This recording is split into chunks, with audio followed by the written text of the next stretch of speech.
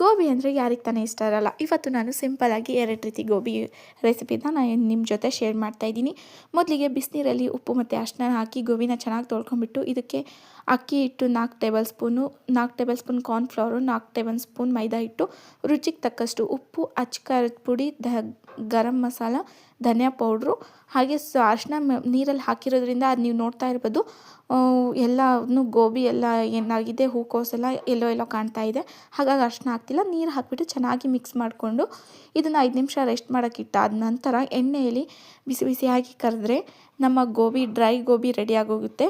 ಆ ರೀತಿಯೇ ನೀವು ತಿನ್ಬೋದು. ಇಲ್ಲ ಅಂದರೆ ಏನು ಮಾಡಬೇಕಪ್ಪ ಅಂದರೆ, ನಾವು ಹೊರಗಡೆ ಮಾರ್ಕೆಟ್ ಸ್ಟೈಲಲ್ಲಿ ಗೋಬಿ ತಿನ್ನಬೇಕು ಅನ್ನೋದಾದರೆ ನಾವು ಅದಕ್ಕೂ ರೆಸಿಪಿನ ಮುಂದೆ ನಾನು ಹೇಳ್ತೀನಿ.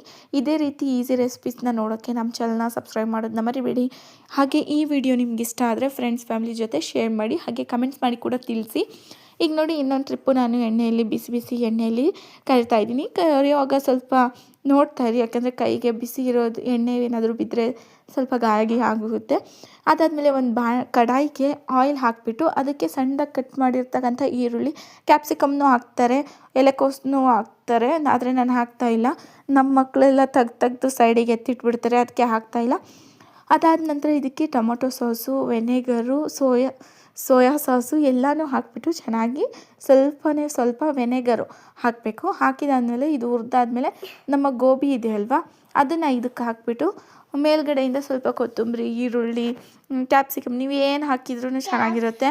ಎಲ್ಲನೂ ಹಾಕಿ ಇದು ಮಾಡಿದರೆ ನಮ್ಮ ಗೋಬಿ ಹೊರಗಡೆ ಮಾರ್ಕೆಟಲ್ಲಿ ಸಿಗೋ ರೀತಿಲೇ ಮನೆಯಲ್ಲೇ ರೆಡಿ ಆಗೋಯಿತು.